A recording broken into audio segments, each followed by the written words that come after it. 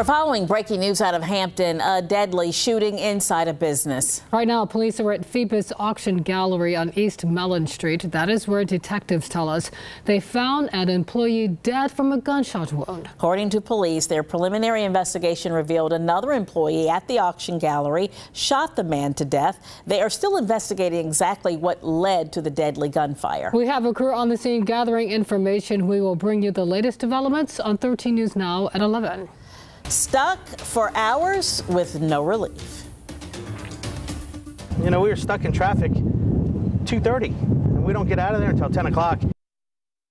Tonight, we're getting an inside look at what happened during that hours-long closure on the Chesapeake Bay Bridge Tunnel. And that's our top story at 6. Thanks for staying with us. I'm Janet Roach. And I'm Regina Mobley. Here's the latest. The bridge tunnel is back open tonight. A toll relief fund is being set up for drivers who are stuck. This all started yesterday when a truck hauling construction equipment struck the roof of the Thimble Shoal Tunnel, causing traffic on both sides to come to a halt.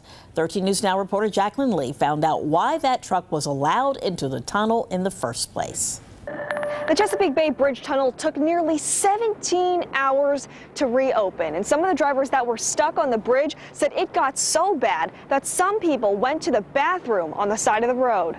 Thank God I like the person I was with. Guy Sorensen and his girlfriend were driving back from Philadelphia. Around 2:30 in the afternoon, their attempt at crossing the Chesapeake Bay Bridge Tunnel quickly turned into a crawl. Some drivers threw a party. So it was really nice to see everybody coming together. That kind of wore off after like the 4th hour, where it's like, are we going to make it? Are we going to make it? No, we didn't really make it. The holdup was caused by a tractor trailer that was too tall for the tunnel. Ironically, the truck was moving construction equipment as part of the bridge tunnel's expansion project to lessen traffic. For people to sit on that bridge for 7 hours is unacceptable. If there's medical emergencies, what about bathroom? We took these concerns to Tom Anderson, an official for the bridge tunnel. He explained the company responsible is Chesapeake Tunnel Joint Venture. Its truck driver bypassed the height sensors as part of the construction project and violated the bridge's height code. What are you guys going to do to make sure that this doesn't happen again? Well, I think, in this case, we need to do a better job of advising customers at the toll lane of what to expect when they come out on the bridge. Anderson said his team will discuss how to make sure the height code is always enforced in the future so drivers like Sorensen don't have to go through an ordeal like this again. It was so frustrating that wasn't better planned for, but as soon as we came out and we saw the light at the end of the tunnel, it was great. The construction company responsible said it will be reimbursing drivers who had to pay those tolls to sit in that traffic jam. In Virginia Beach, Jacqueline Lee, 13 News Now. Developing now, a violent night in Virginia Beach. Police say a gunman is on the run after shooting a man near town center. They found a man shot several times in the leg on South Palm Avenue. Officers thought the suspect locked himself in a house and refused to come out. They eventually made it inside the duplex, only to find it was empty. Well, October is here, and that means time to go to the pumpkin patch. But local farmers say this has been a tough year for the crop. It has to do with the weather. Heavy rain, extreme heat, and humidity have all taken a toll on the crop here in Chesapeake. The owners of Hickory Ridge Farm say last year they had so many pumpkins they could hardly walk through the patch without stepping on one. But this year, many of them have been destroyed. To have your yield be a little lower than you would like it to be is definitely a disappointment, but it's also something that you just kind of prepare for mentally. That farm still has pumpkins for the U-Pick, and it already kicked off the Fall Festival. They're hosting it in the entire month of October. All right, it's a Hampton neighborhood experiencing a renaissance. Now more affordable housing is coming to Phoebus. More than 160 apartments will replace an empty lot along South Mallory Street. 80% of the apartments are at market rate. The 20% will have income restrictions. Neighbors say traffic in the area is bad, but there could be a bonus with the new development. The other part that may be good is that they would be walking customers. So they would walk into the stores, and that would help the economy.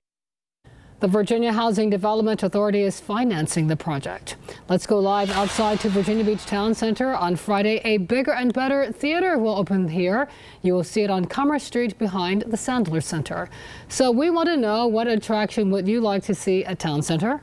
Answer at 13newsnow.com/vote. And while you do that, 13 News Now reporter Allie Weatherton gives us an exclusive tour. In the heart of Town Center, Sibel Galendez. I live 10 minutes from here. I am so thrilled. Has long seen the potential for new acts.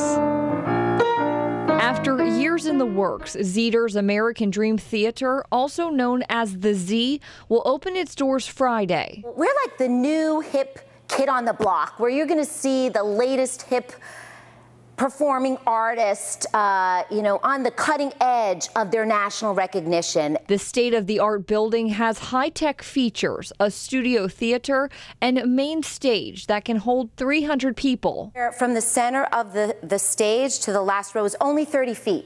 I mean, just think about that. So it's like going to a private concert. And she says that's the difference between the Sandler Center and the Z. The Sandler Center has almost 1,300 seats, right? That's a whole different kind of venue. So we're very much in this complementary good neighbor relationship. The goal is to make everyone feel at home and comfortable enough to get on stage. We've got community open mic nights for spoken word, for musical theater. We're going to develop singer-songwriters in there, Tidewater Friends of Acoustic Music. So many of the local singer and songwriters, they come into that space. All weekend long, the Z is also having a big festival right here in Town Center to go alongside with its grand opening. For more information, head to our website at 13newsnow.com. In Virginia Beach, Allie Weatherton, 13 News Now.